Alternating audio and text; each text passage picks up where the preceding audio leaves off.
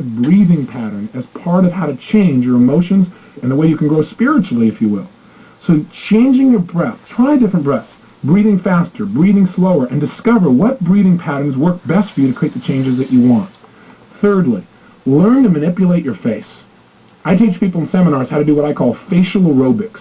What that means is doing many different expressions as you possibly can in a short period of time, so that what happens is you really have access to different emotional states. Do you know you have over 80 different muscles in your face? And a slight change in your facial muscle instantly changes the way you think and the way you feel. There was a study done at the University of California at San Francisco where they took manic depressives, and all they did was change their facial expressions, made them smile on an ongoing basis. These are people who are manic depressives, bear in mind. People who normally need drugs to change the way they feel. Not one of those persons, while they were able to keep smiling, was able to feel depressed. In fact, some of them began to manage themselves by smiling for 20 minutes at a time for no reason. And pretty soon they began to feel great, and they began to develop a new habit. Do you have habitual facial expressions of grimacing or frustration, where you crinkle up your nose or your eyelids or your forehead or something else that you do on an ongoing basis? I'm here to tell you that those habits create those negative emotions in your body on a regular basis. You need to develop some new habits of using your face. And finally, one of the ways you can manage your state best is to control your diet. And I'm not going to teach you a health seminar here, although I do those across the United States. I do want to say this to you, that most of us in life do not pay attention to what we're putting in our body. And what you're putting in affects deeply how you feel emotionally. Blood sugar, for example, alone makes a radical shift in how you feel emotionally. So if you aren't paying attention to how you're eating and you're throwing anything you possibly can in that body without looking at the consequences, you're going to pay an emotional price. Many times, hyperactive children or people that are having major ups and downs in their life, it just comes from some basic, simple dietary approaches. If they made a few simple changes, they'd live a much more balanced emotional life. So my challenge to you is to study health, to find out not how to throw your pendulum and go off on the deep end on some bizarre diet, but how can you make sure that the way you're breathing, the way you're moving, and the way you're eating things is giving you as much as possible to your life and not taking away, not throwing your life into a pendulum. Make sure that you have that physical energy and drive. It comes from having enough sleep and eating well. For now, though, I'm going to have you focus on one emotional state, because I'd like you to be able to trigger a state change anytime you want. And that emotion is the one I note as passion. As you may have picked up, I'm a fairly passionate person. And I talk about that at the end of each tape, because I think out of a state of passion, you can create almost anything you want in your life. I think most people in life want passion. They want that drive, that attraction to life. They want that juice in their relationships, in their business, and their ability to learn. But most people are barely making it through the day, you know? I mean, hey, you gotta watch TV, fight the traffic home, get a bite to eat, and go to bed so you can get up tomorrow and start the same vicious circle all over again. I mean, after all, guys gotta work. Gotta make your way and stuff. After all, I work hard for a living. Can't expect me to be passionate at the end of the day. Easy for you. But come on, I work for a living. Let me just tell you something. I used to believe that kind of stuff, and I used to feel that way too. Am I saying you can't talk slowly and be passionate? Absolutely not. I can talk quietly and still have passion coming through in my voice, in the way I'm speaking to you, in the way I feel inside. But that's passion. This is not passion. If you want passion, you got to talk like you're passionate.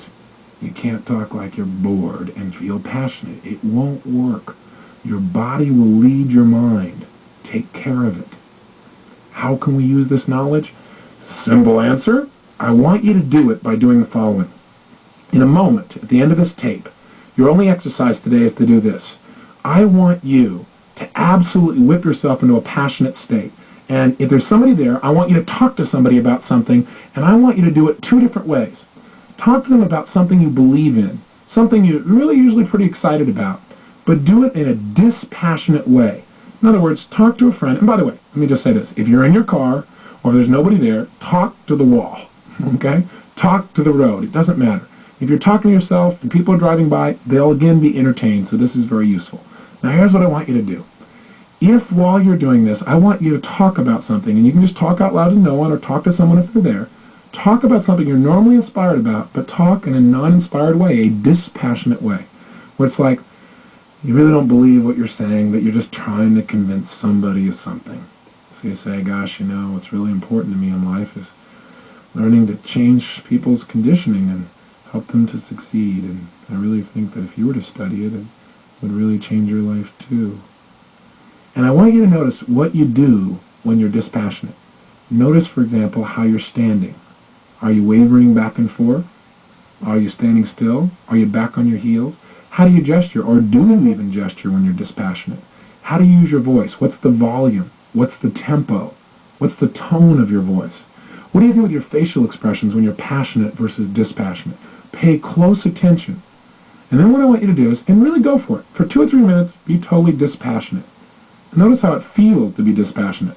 I doubt if you'll like it too terribly much. Then what I want you to do is change your state completely, and I want you to go the other extreme.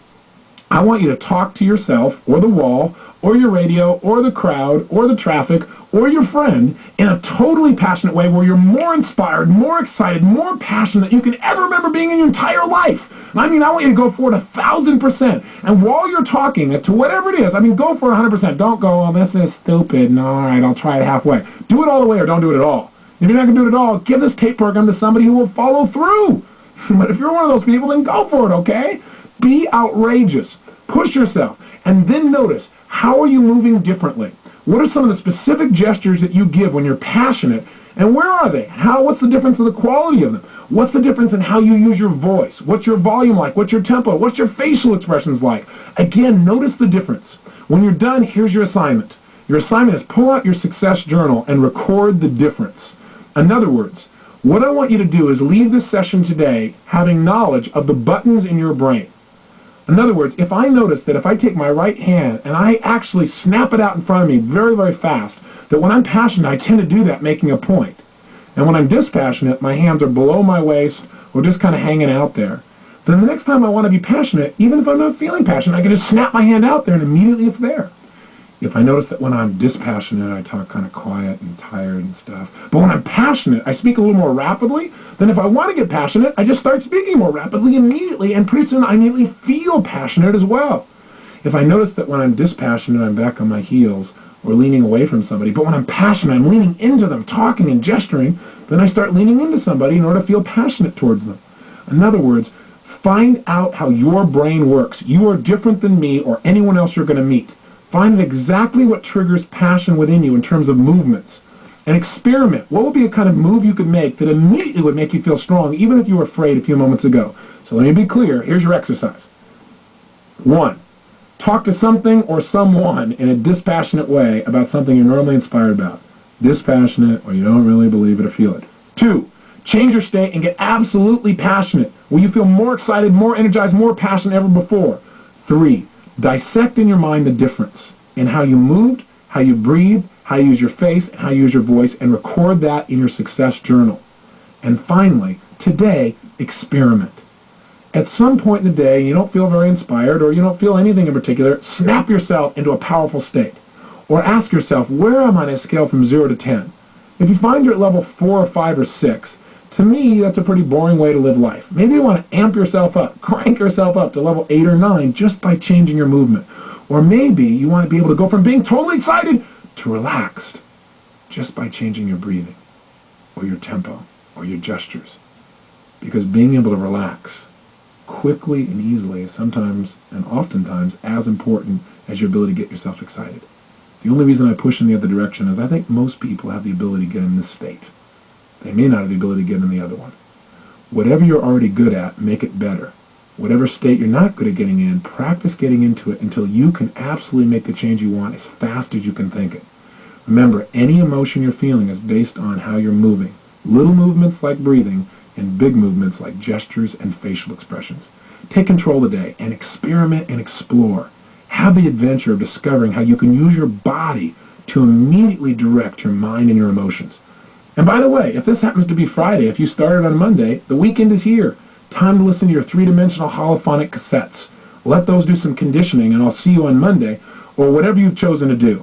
Until then, live with passion. This program is continued on